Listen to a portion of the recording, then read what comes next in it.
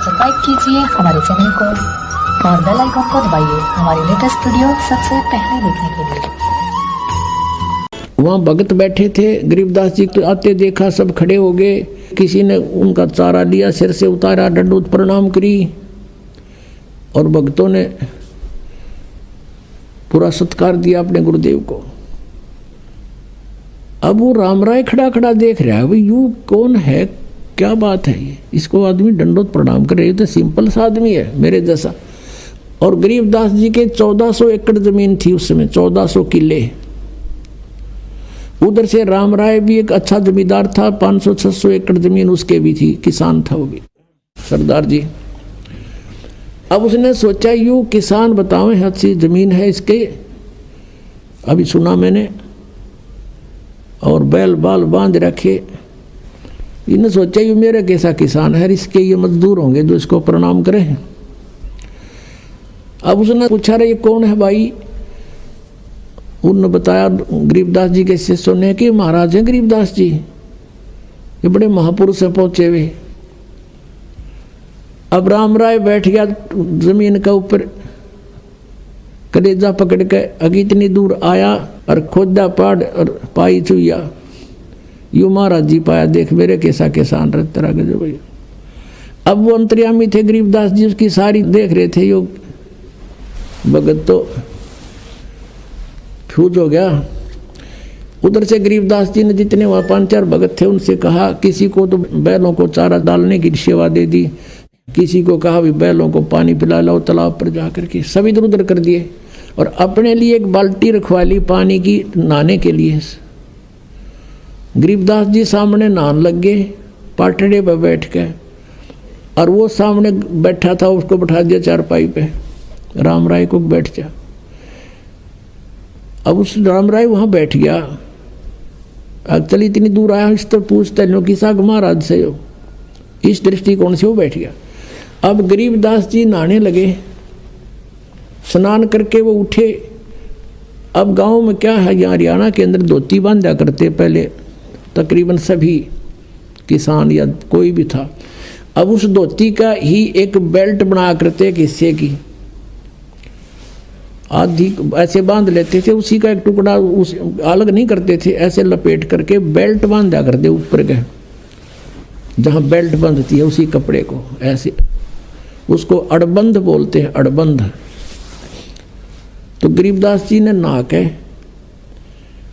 और धोती ऐसे लपेट ली और फिर कहा उससे कि राम राय से कि भाई सरदार जी एक भाई ये मेरे हाथ का चोट लगी हुई है, उंगली काम नहीं करती, और ये मेरी धोती का गांठ लगा दे। तो उस शरीर के चारों तरफ के ला के फेर कर ऐसे गांठ लगानी होती थी, वो धोती शरीर के अंदर से निकल जाती और गांठ धोती का लग जा, शरीर के चारों तरफ नहीं रहे।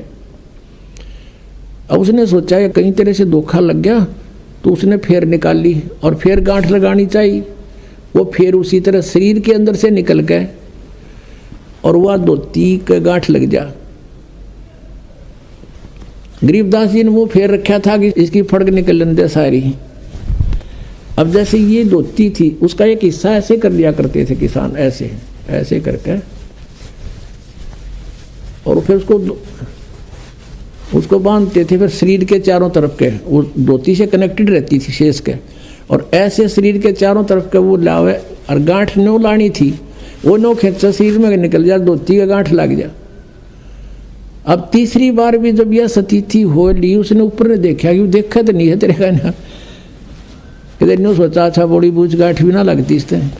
जब उसने ऊपर को देखा, और राम राय था विष्णु जी का पुजारी, तो गरीबदास जी का ऊपर का हिस्सा विष्णु जी जैसा हो गया, सिर पर मुकुट, 4 हाथ, शंख चक्र गदा पद्म। जब उसने नो देखा चरणा में पड़ गए, और गरीबदास जी ने बोला अरे मैं तेरे कैसा किसान हूँ, या गांठ क्यों ना लगती तेरे तय। तब उसने देखा जानता को तेरे की ये तो भाई आम व्यक्ति नहीं है, चरण पकड़ दिए। अब ऐसी लीला करे बिना वो राम राय सुने नहीं कुछ, यो ज्ञान ही 60 पट।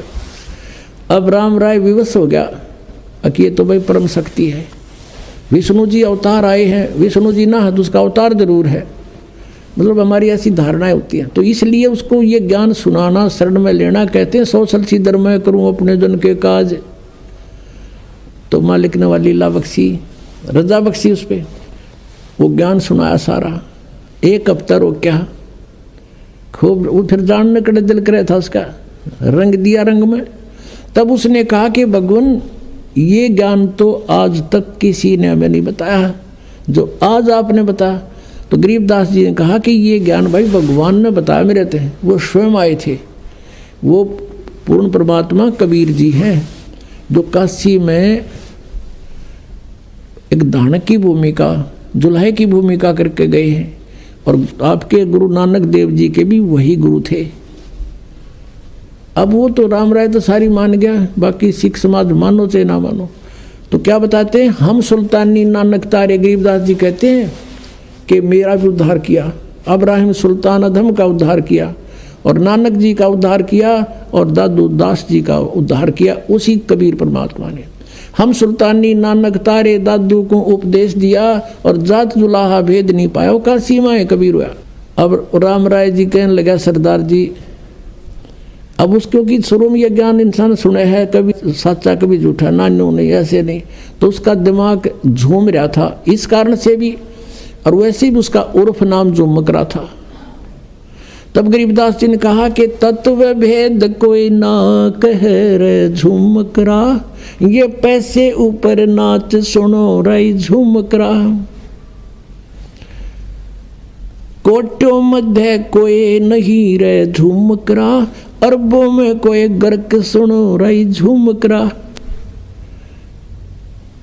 अब गरीबदास जी कहते हैं कि जो ज्ञान मैंने बताया ना, पहले तो किसी के पास यूँ है नहीं, और जो बाकी दो विद्वान बने फिरे हैं, कहते हैं वेदों को जानते हैं, उनका पैसे उपनाच है, वो कथा करते फिरे हैं, पैसे कमाए हैं, दुनिया को ठग रहे हैं, उनके पास खक नहीं।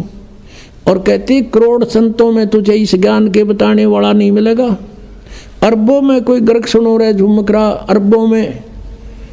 अब जैसे पुण्यात्माओं कबीर पंथ देश भर के गुरु इसमें, और जहाँ देखा वहाँ कबीर पंथी, तो उनके पास कख नहीं है, वो उनके पास विधि नहीं है सही, तो वो भी काल के ही जाल में है। अब क्या बताया है कि अरबों में कोई गर्क सुनो रहे झुमकरा। गर्क माने कंप्लीट इन ऑल रिस्पेक्ट।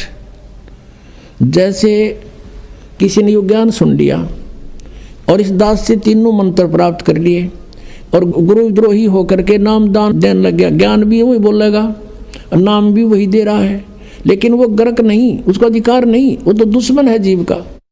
तो ऐसे मान लीजिए किसी ने कबीर साहब की वाणी, कबीर सागर पढ़ लिया।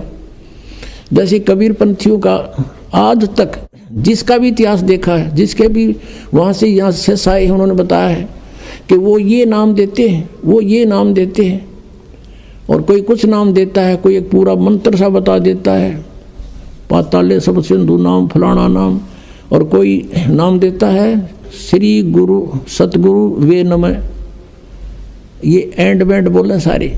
और ये कुछ एक इनमें से कबीर साहब की सृष्टि रचना सुना के, थोड़ा बहुत कथा कुथा सुना के दिखा जानो, ये भी वाह बात बताओ इस दास की तरह।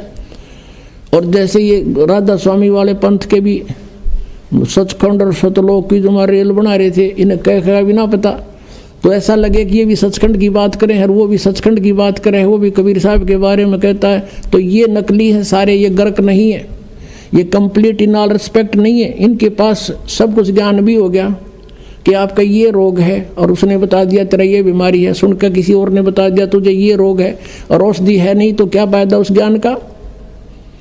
वो तो डॉक्टर के पास जाओ जिसके पास यह जड़ी है, और रोग भी बताओगा, और जाते ही दवाई देगा, ठीक हो जाएगा।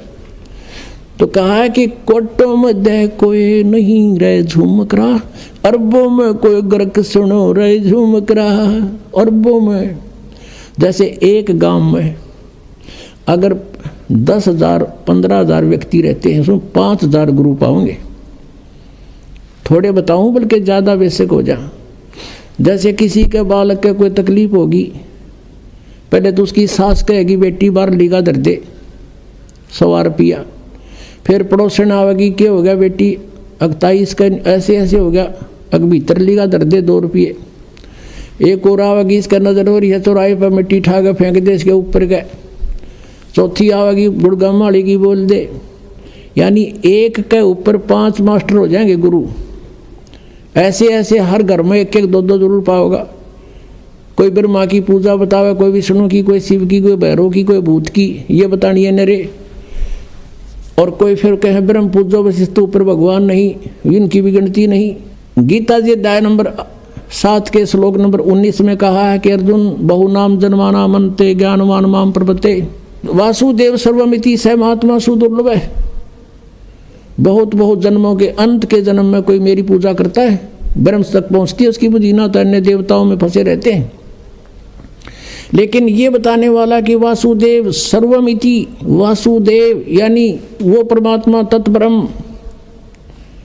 गीता जी अध्याय नंबर 18 के श्लोक नंबर 62 में कहा कि सर्वभाव से उसकी शरण में जा।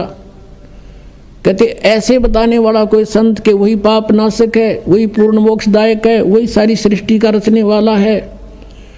कहते ये बताने वाला साधु तो मुश्किल तो मिलेगा। तो उसी दृष्टिकोण से गरीबदास जी कह रहे हैं कोटो मध्य कोई नहीं रह झूमक रहा, अरबों में कोई गर्क सुनो रह झूमक रहा, तत्व भेद कोई ना कह रह झूमक रहा, ये पैसे ऊपर नाच सुनो रह झूमक रहा। तो गरीबदास साहिब ने कहा था भजन करो उस रब का जो दाता है कुल सभी का। ये है वो कुल का दाता, कबीर इज गॉड, और इसी की पूजा करो। बोलो सतगुरुदेव।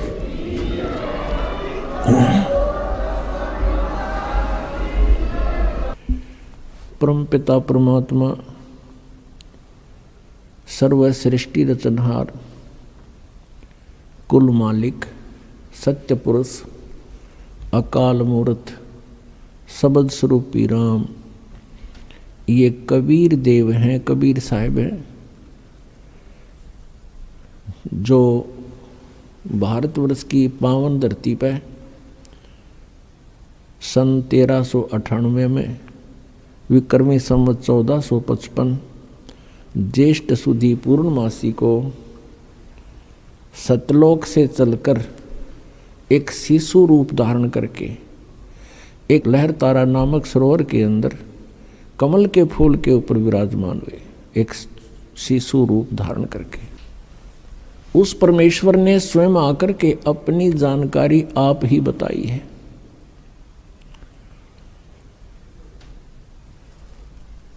और उस परमेश्वर के बताए ज्ञान से काल के दूतों ने अपनी अलग अलग दुकानें खोल ली। सब सचखंड सतलोक के गीत गान लगे। उनको कह कह का पता नहीं सचखंड क्या होता है, सतनाम किसे कहते हैं, और सतलोक सार नाम सतशब्द सतनाम ये क्या चीज़ है। इसके विषय में आदरणीय गरीबदास साहिब जी, जिनको परमात्मा पूर्ण ब्रह्म अपने गुण, अपनी लीला, अपनी महिमा के अनुसार, अपने स्वभाव अनुसार जो लीला करते हैं, उस लीला के माध्यम से वो परमात्मा आदरणीय गरीबदास साहिब जी को गांव छुड़ानी जिला झज्जर हरियाणा में आकर के प्राप्त हुए थे। उनको फिर अपना सचखंड दिखाया, अपना सतलोक दिखाया, सर्व ब्रह्मांडों की सतिथि दिखाई, सभी भगवानों की सतिथि से परिचित करवाया। फिर उस प्यारी आत्मा को वापस शरीर में छोड़ दिया था। आदरणीय गरीबदास साहिब जी को मृत जान लिया था। घर वालों ने, कुल के लोगों ने इकट्ठा होकर के उनको चिता पर रख दिया था। अंतिम संस्कार करने की तैयारी थी। उसी समय परमेश्वर कबीर देव जी ने, कबीर परमेश्वर ने उस आत्मा को शरीर में प्रवेश कर दिया। उसके बाद गरीबदास साहिब जी ने अपनी आँखों देखा सचखंड का जो ब्यौरा दिया, वो परमात्मा ने जो 600 वर्ष पहले ज्ञान दिया था उससे ज्यों का तो मेल खाता है। गरीबदास साहिब जी ने कहा है कि हम देखा सो सच है और सकल प्रपंच हमने जो आंखों देखा भगवान की महिमा, कबीर परमेश्वर जी की महिमा, वो सत्य है। और बाकी सब परपंच फैलाए बैठे हैं। उनके विषय में कहा कि बेखों के लश्कर फिरें, बेख मिन पंथों के, ये पंथों के लश्कर फिरें। लश्कर माने टोड़ के टोड़, पता नहीं कितनी दुनिया ने घेरे बैठे हैं ये लोग।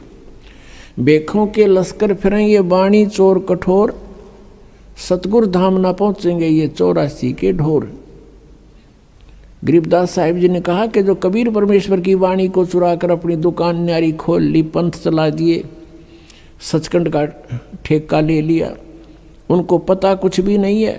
तो उनके विषय में कहा कि ये बेखों के लश्कर फिरें, लश्कर माने पूरी सेना की सेना। और ये वाणी चोर कठोर, परमात्मा की वाणी को चुरा कर ये स्वयं संत बन बैठे और अब सच्चाई को स्वीकार भी करने को तैयार नहीं, इतने कट्टर हो गए।